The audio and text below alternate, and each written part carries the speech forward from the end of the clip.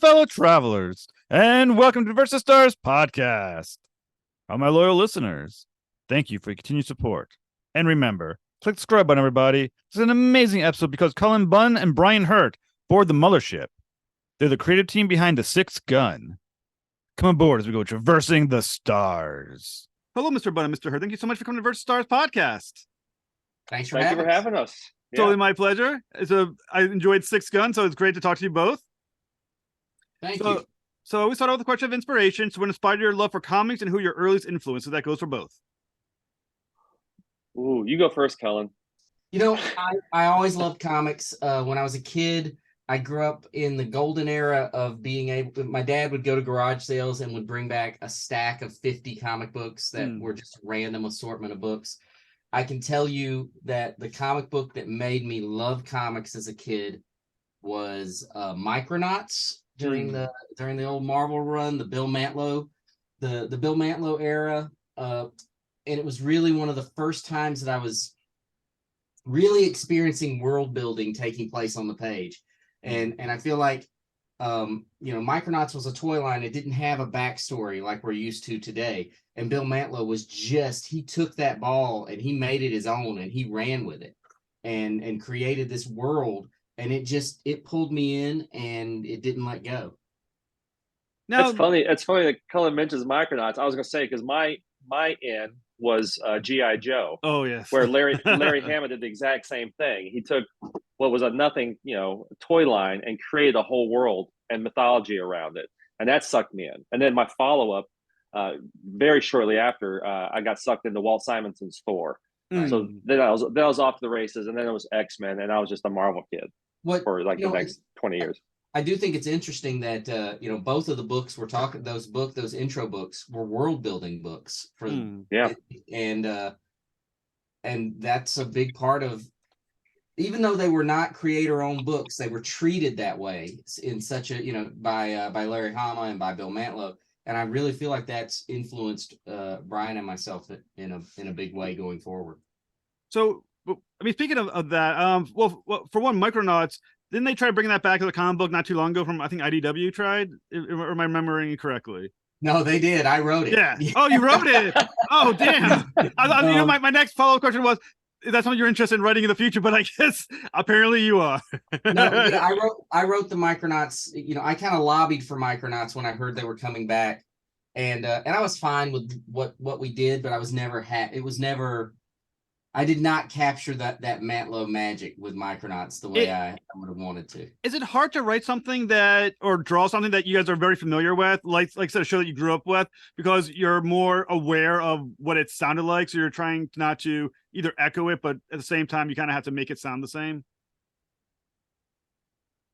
Well, I can't speak to that as an artist because I don't think I've had to do that yet. I mean, the closest thing I've done is have to come onto a book after somebody else has drawn it. And even then, correct me, Cullen, you might remember, I think Queen and Country is the only time I did that.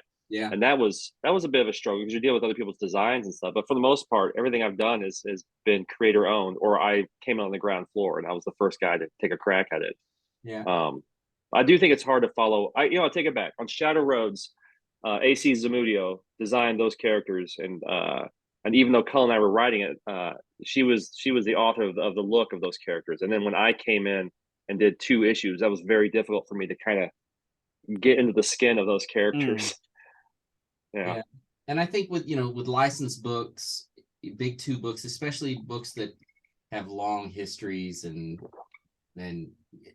I think it can be difficult. I feel like, for me, because I like comics, I want to honor the things that have come before. I want to, but I want to add something to it. So it can be daunting. It can be a challenge. I guess it all depends on the book and the character. So you guys are reteaming on the Sixth Gun for the first time in 7 years, approximately. So what prompted this return? First of all, I hadn't done the math. It's been 7 years already. Yeah, I think it was 2016. Oh my God. The last book came out. Oh my goodness. No. I know. It's weird because Brian and I have never stopped talking about the Sixth Gun. I mean, in all that time, we've worked on other projects together. We've tried, we've brainstormed new books, and but we have never stopped talking about the Sixth Gun. So in a lot of ways, it feels like it's not a matter of reteaming. It's just we've been teamed up on that for a long while. And then in that time frame, we also did Shadow Roads for a couple of years, 2 or 3 years. We worked on that, which also took place in the same universe as the Sixth Gun. So again, we were actively working on it for a little while, even if I wasn't doing the main art on the story. But yeah, it's like Cullen said, we've never stopped talking about stories for this series, and we always knew we would do something, but it just had to feel right. We didn't want to do something for the sake of doing something. That would have been easy. We could have done that at any time. Because we have no end of story ideas, but yeah, this moment's a little different. Now, in the last 7 years, I'm going to just imagine, I may be wrong, but I'm going to assume you guys have gotten wiser, gotten a little better at your craft, maybe, potentially. So how does those years and experience impact how you may look at the Sixth Gun series than you might have if you continued immediately from 7 years ago? Well, I think I don't think it's hit us yet. I think it's going to tell in the actual. I have thought about that, and I think it won't be the same. It won't feel the same. We do have different experiences, and we're at different points in our lives, and I think it's just going to reflect in the work.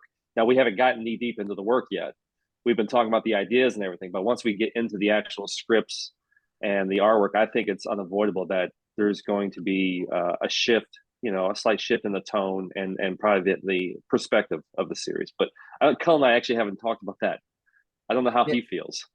Look, I don't keep track of the lessons that I learn, or and it's interesting because I do sometimes I wish I had a little notebook of, today I learned this, because every day in comics, I feel like I've learned something else, or I've made a different mistake that I need to correct, course correct on. Well, those are the important lessons, really, the mistakes you make. So I feel like it's never ending. So yeah, it'll be different, but I can tell you that the excitement level I'm experiencing, at least going into this, is very similar to what I was feeling when we first started doing the Sixth Gun all those years ago. Yeah, I've been saying that. I've been saying that a lot lately. I haven't felt this sort of level of creative energy or juice since we did Sixth Gun, and I don't even want to say how many years ago that was, but that was a long time ago when we first started it.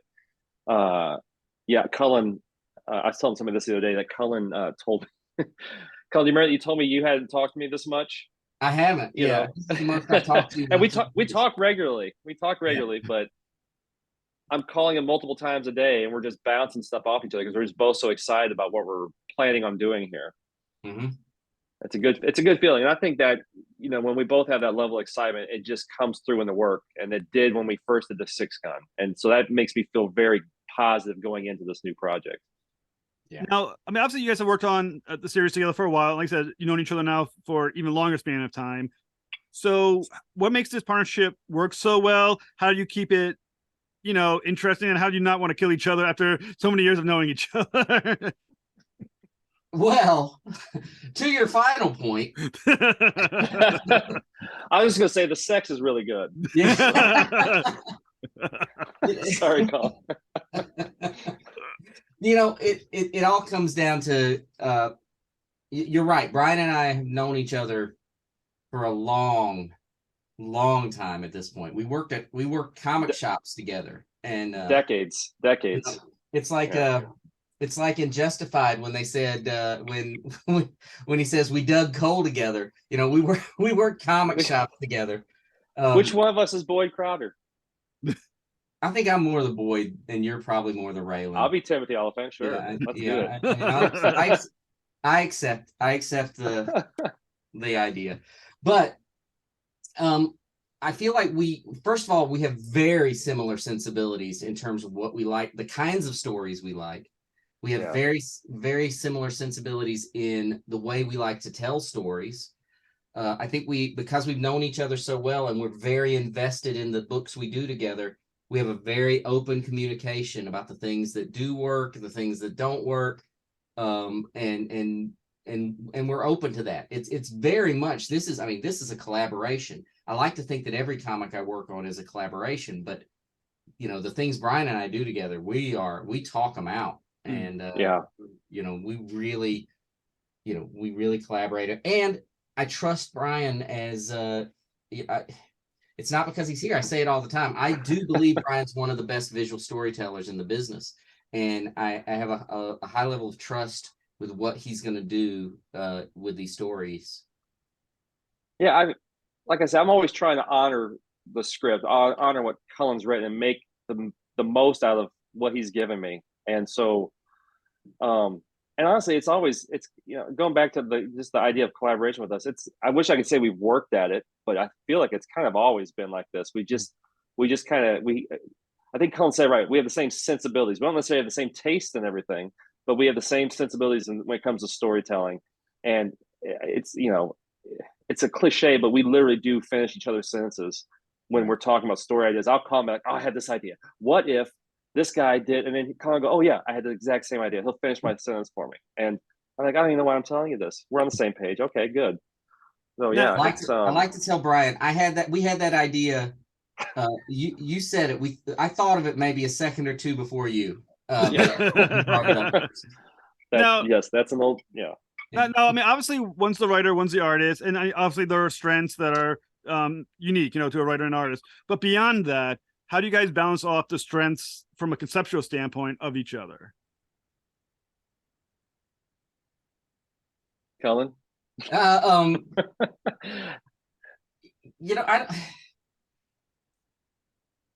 I'm not exactly sure how to answer that. I mean, because I don't feel like we look at it. Again, like Brian said, it's not something that we it's not calculated, or we don't have a system that we work through. We talk. It really is two guys getting together and just saying, "Wouldn't it be cool if?" And then we just start going, and it's always we talk in pretty broad strokes usually, because obviously Cullen does all the heavy lifting when it comes to writing the stories and crafting the stories. I will sometimes throw in like, I have an idea for a character, right. Or what if we did something like this? And Cullen says either he finds a way, like he agrees with me and finds a way to make it work, or it doesn't work and he doesn't include it. And there's no hurt feelings. It's, best idea wins when it comes to the world building aspect of it, which is probably where we have most of our conversation. Yeah, and I think there's definitely a little bit. I think Brian has to do a little more reining in with me, because I will definitely go out and like, what if we did this? And Bigfoot's got 6 shooters and he runs in, and he's, I might go a little off the rails sometimes. And more often than not, it's not that he's gone off the rails. It's I have to picture it in my mind, and I have to be able to sell it on the page. And if I don't have faith that I can sell it on the page, then I'll sometimes talk him out of things. And that's probably literally happened like 2 or 3 times, and all the time we've worked together. I was like, Cullen, I can't sell that. I want the world to feel cohesive and of a piece. And sometimes the ideas, I'm like, I can't make that work. I can't make that work in my style, but literally that's happened less than a handful of times. And that is why there are no monster ninjas in yet. Yeah, I'm gonna say yet. See, now you have to. First of all, he never pitched Monster Ninjas to me. I'm not saying no to that yet. So, I mean, logically, based on the premise of the series, there is no reason why one of the 6 guns cannot be a set of nunchucks. Am I correct on that, based on the premise? I want you to edit this part out, because we might have just stolen that idea from you. Yeah. And put it into the series. But no, there is absolutely no reason why they couldn't be nunchucks. They have existed in many forms and many realities. That's what I'm saying. Actually, I'm kind of angry with myself now that never crossed my mind, Cullen. We dropped the ball there. Well, see, if you ever use nunchucks right at the end, you can be like, "Thank you, Traversing the Stars." There you go. Now, maybe we'll work it into dialogue. So, the guy with the nunchucks could say, "I'm going to hit you so hard you're going to traverse the stars." Oh, that'd be awesome. And that is an example of the kind of thing Brian would rein me in on and say, "No, we're not doing it." I would literally brag about that all through social media. Well, so if my information is correct, the Kickstarter for the Sixth Gun Deluxe Omnibus Library launches tomorrow. Is that correct, or June 27th? Yes, June 27th. That's the information we have. That is awesome. That's the same information we have. Yes. So I mean, deluxe omnibus, that's when you hit the big time. Only some of the biggest series make it to the great omnibus. So what features in the omnibus can listeners look forward to?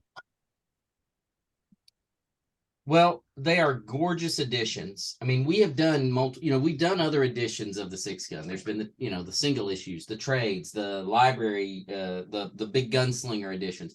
But these omnibus editions are just gorgeous editions of the book. They are thick. There's a lot They're gonna feel meaty. Yeah. They are meaty books. They're gonna look great on the shelf, and they're gonna include stories that have the Shadow Road stories, for instance, have never been collected into that sort of deluxe format. So those are gonna be available.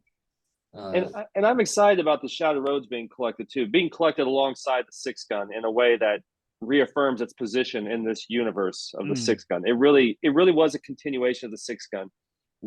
I think we did a poor job in explaining that to people when we launched it. For different reasons. We wanted to kind of be its own thing, but as we got to working on it, we realized, wow, this is very woven into everything that came before it. And this being collected in the omnibus, and what we're going to be doing with, maybe we'll talk about that, the Prelude stories we're doing as part of this Kickstarter are all going to seem as a whole and tie into what we end up doing in the future as well. Everything is going to work together very, I don't know if I'll say seamlessly, but it's going to be, it's all part of the same sandbox. Right. Now, having it all in one big omnibus, deluxe omnibus, how do you think that's going to impact the experience of reading the series now that it's all collected together into one big series?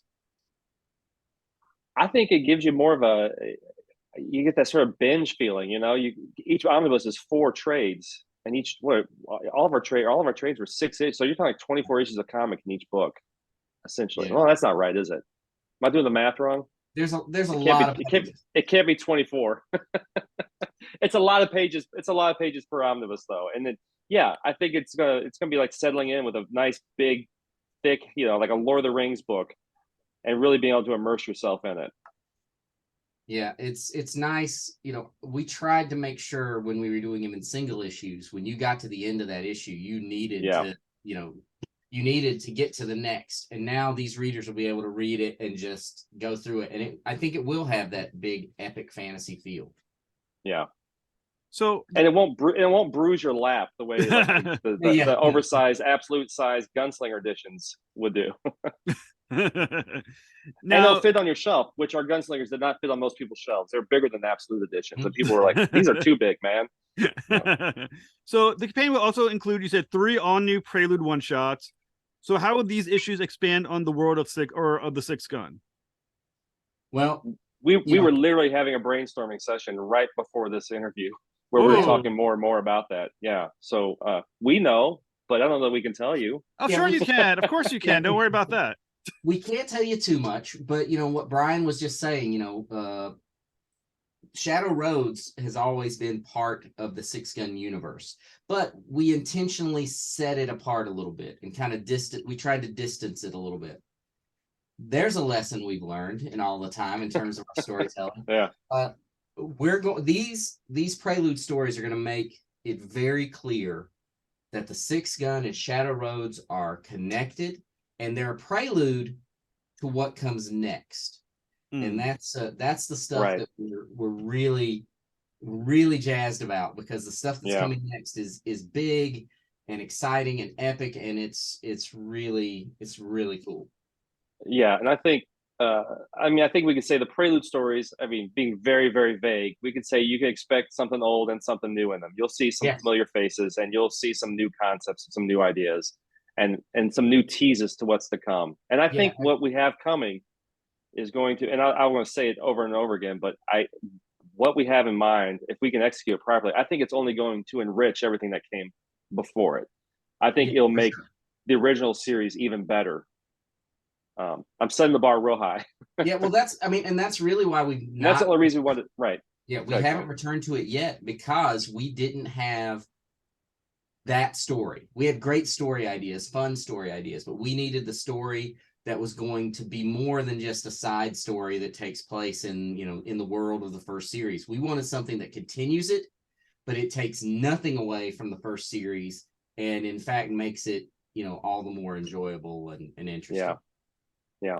So let's talk spoilers. So the 3 Prelude books, can you let us know which characters are going to star in them? Are they going to be 3 self-contained Prelude books, or are they going to be 1 3-issue series of Prelude books with the same characters going throughout?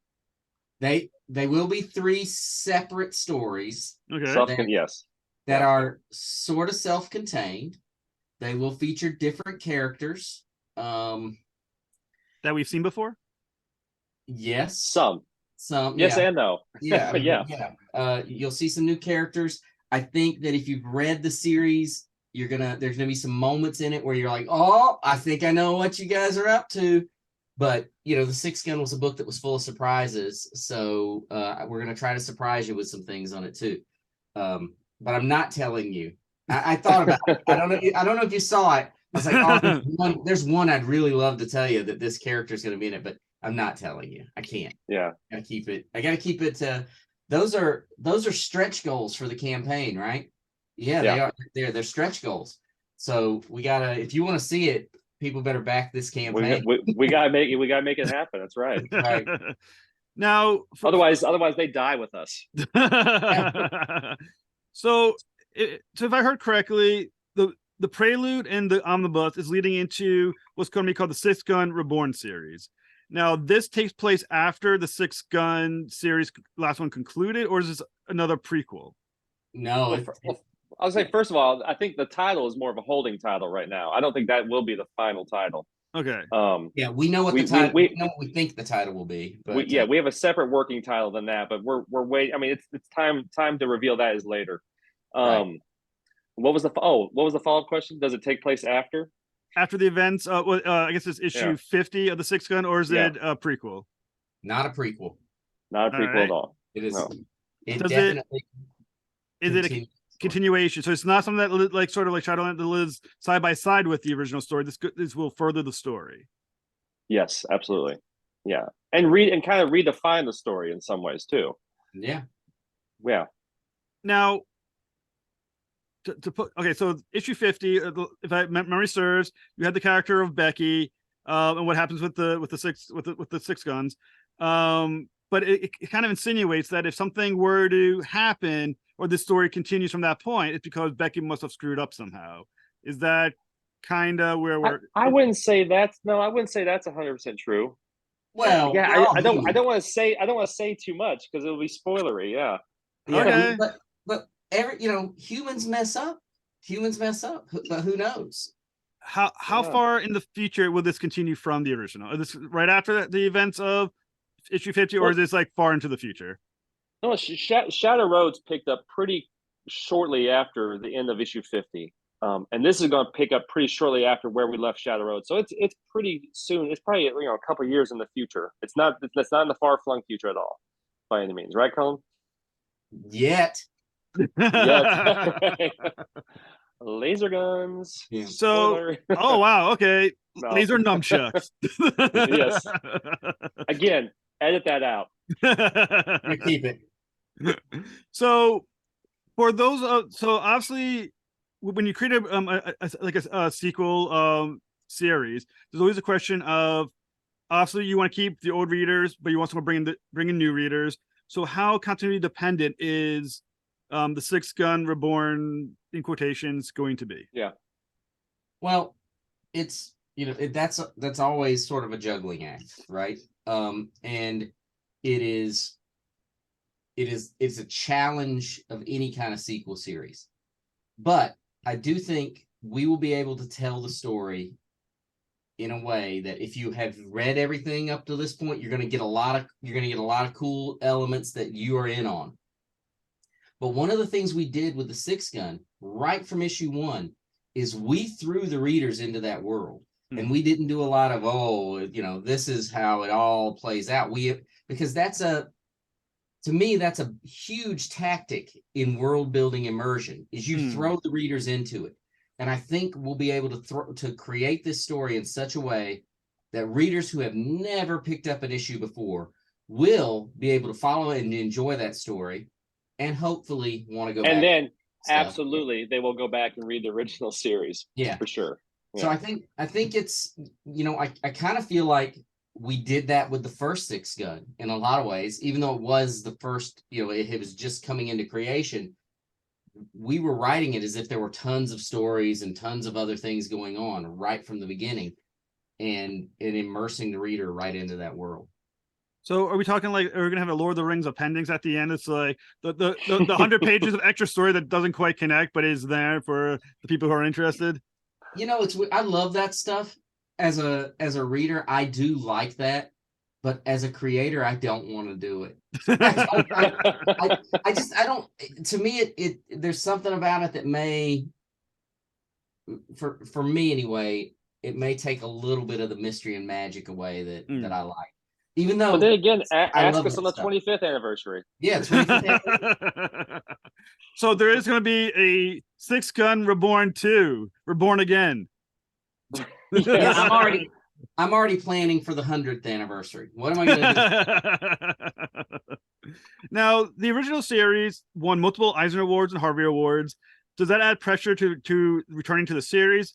And are you thinking in terms of exceeding expectations of the first book, or are you trying to just do its own thing? What kind of like pressure does it add on into when you add to an original successful series? Well, as much as I hate to say it, we never won. I don't know if we won a Harvey Award. I know we never won the Eisner. We were nominated, but we never won. Always the bridesmaid, never the bride. But beyond, the Sixth Gun had a surprising reaction from the people that read it. And I've always said, if people read the book, the people who read the book love it. And though that's who I feel beholden to. That's who I'm like, the people who love that first series. The pressure is, oh man, I do not want to let those folks down. Well, right. I was going to say the only pressure I feel is the first series, and not, again, we put our blood, sweat, and tears into that. We don't want to undercut it in any way. We don't want to deliver something that's not, that's inferior to that original series either. Yeah. So that's the pressure we put on ourselves. And that's all the pressure we need. You have no idea how many awards I should have won that I didn't. And so I'm over that. But yeah, I do feel pressure to the people who read the book, because and just to the book itself. The Sixth Gun's very near and dear to me. It means a lot to me, and I don't ever want to cheapen it. That up. Yeah, and keeping it. Yeah. Well, the continuation series, if I understand correctly, launches 2025. So should you guys not let us wait that long and do it sooner? Well, I think it comes down to schedule issues. Also, it's kind of nice to do it in the 15-year anniversary of the Sixth Gun. It just happened to work out that way. It wasn't by design. And again, that's kind of what the Prelude stories are for, that to whet people's appetites, to give them a little something to hold them over. And 2025 will be here before we know it. That's true. And you want us to do it right. So, as we mentioned, the Omnibus is coming to Kickstarter starting on June 27th. I assume it's a normal 30-day campaign. I think so. Yes, I believe so. It's about 30 days, yeah. So what kind of rewards can the backers look forward to? Which ones are the most fun? Well, I again, because we're not actually running the campaign ourselves, I can only speculate. I know what rewards we're doing. I can imagine if it's successful, they might add some more. We'll see. But what do we have, Cullen? I know we have a 6-gun hip flask. That's what you're most excited for. That's the one I'm most excited for. Yeah. There are. The one I'm probably most excited for, the reward, and I don't know where it falls in the tiers right now, right off the top of my head, but our friend Chris Somney did a cover for a Sixth Gun #1 issue. So there's a variant Sixth Gun #1 that Chris Somney did the cover for. We haven't revealed the cover yet. I don't know at what point they're going to reveal that cover, but it's awesome. And and then there's things like print sets. I think we have some dice we're doing, some enamel tins. There are enamel pins, candles, tarot cards. I was Ooh. wrong on that, but I just got an email that there are tarot cards in some Okay. of the so, Very cool. Devotional candles. Yeah. Now, there's a bunch of fun stuff. I think they should. I think they should. The devotional candles are really cool, but I do think at a certain stretch level, the devotional candles should be Brian and I. now, are the copies that you buy, are they autographed? Are they not autographed? There's a tier for that. Very cool. Yeah. Very cool. Oh, and I wish I had it in front of me, but yeah, there's definitely tiers for different autographs, even sketches. Yeah. You can go all in on this. Now, even though you said there's 3 Prelude comics as part of stretch goals, if you get beyond those stretch goals, are there 4th, 5th, 6th, 7th, and 8th Prelude books? I mean, how far are these stretch goals going to go? How far can people support this book? That's what I would say. Who knows? So it won't stop at 3. I would say, again, I don't get to run this campaign, but I put it out there. I said, I'm on the hook for 3 for sure, but I will do more. Oh, I'm happy to do more. But that's a conversation we'd have to have with the publisher. Yeah, let's see how it does after it launches. Let's see how we're looking. Very cool. This question is for Mr. Bunn directly, because I am a big fan. So before I let you go, I do have to hit you on for this. Dark Ark, what is going on? More future coming? I do need to know. That's my favorite book of yours. So, I love Dark Ark. It is the origins of Dark Ark. Is it's one of those books that I used to just entertain myself with. I used to tell jokes to myself, "Oh, what this would be fun," and then then it actually happened, and I had to execute it. I would love to continue telling stories in Dark Ark. It leaves it at a point where there's obviously more to tell, but it's not at this point. There's nothing in the works, and it's really probably, as much as I can stomp and beg and plead, it's not my call at this for Dark Ark. Although I will not say that it will never happen, because I absolutely want to do more Dark Ark. I just wanted to make sure I threw that out there, just so you're thinking about it some more. So, Mr. Bunn, Mr. Hurtt, it's an absolute honor to be with you both. Thank you guys so much. Thanks for taking the time. Yeah, we appreciate it. Thanks, Jeff. My pleasure. You too. All right, you too. Thank you.